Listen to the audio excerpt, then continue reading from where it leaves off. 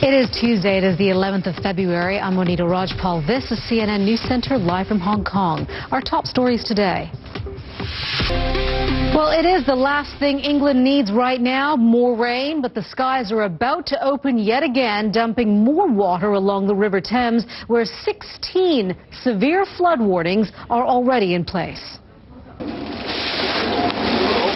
Prime Minister David Cameron chaired an emergency COBRA meeting Monday night, focusing on the threat to houses along the Thames.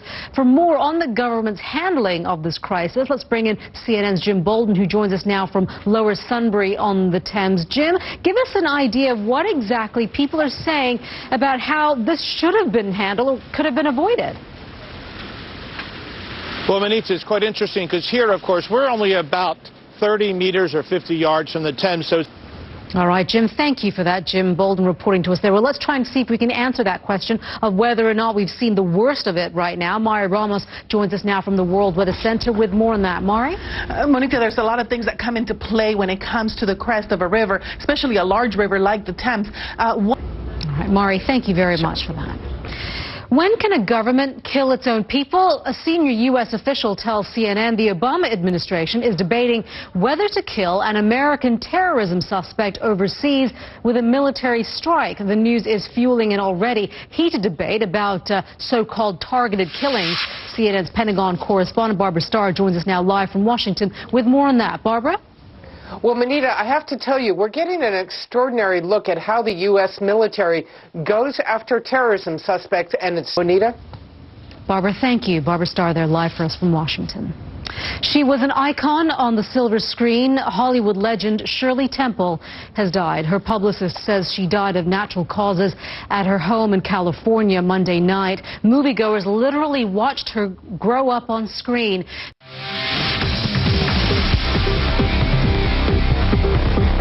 Welcome back. You are watching CNN News Center live from Hong Kong. I'm Monita Rajpal. Iran is marking the 35th anniversary of the country's Islamic Revolution. Hundreds of thousands of people rallied across Iran. Speaking in Tehran, President Hassan Rouhani slammed the U.S., saying the 1979 revolution fell. Well, Iran is also flexing its military muscle. State media say Iran has successfully test-fired 2 missiles. At the same time, Iran insists it wants nuclear talks with world powers to continue. Chief U.S. Security Correspondent Jim Sciutto has more on these seemingly conflicting signals out of Iran. Iran is celebrating the launch of a new generation of long-range ballistic missile. The operation is nicknamed New Bridge. It links together dozens of people under investigation for international drug trafficking and organized crime. Raids and arrests have been carried out in both southern Italy and in New York. Joining us now with more details from our London studio is Atika Schubert. Atika, what exactly is New Bridge? Well, this is a massive investigation that's been going on for the last 2 years, and it targeted specifically, according to Italian police, a drug trafficking route from South America to Calabria, Italy. But, all right. Atika, thank you very much. Atika Schubert there live for us from London. French President François Hollande will be the guest of honor at a state dinner at the White House tonight. Monday, he and U.S. President Barack Obama toured Monticello, the home of America's 3rd president, Thomas Jefferson. Mr. Hollande's state visit comes just weeks after scandal erupted over an alleged affair he had with that French actress, Julie Gaillet. Well, senior White House correspondent Jim Acosta gives us an insider's view of all the pomp and the politics. With the state visit of French President Francois Hollande, President Obama is... Jim Acosta reporting there. Still to come here on CNN News Center live from Hong Kong. You are watching CNN News Center live from Hong Kong. Let's take a look at the medal count in Sochi. Canada has just taken a 4th gold medal, with Dara Howell winning gold in women's freestyle skiing. The Netherlands are breathing down Canada's neck, though, with position. Well, now Indian athletes are getting a chance to compete for their country. The International Olympic Committee has lifted a ban on India that was in place for more than a year. At the opening ceremony of the Winter Games, India's athletes marched under the IOC flag instead of their own.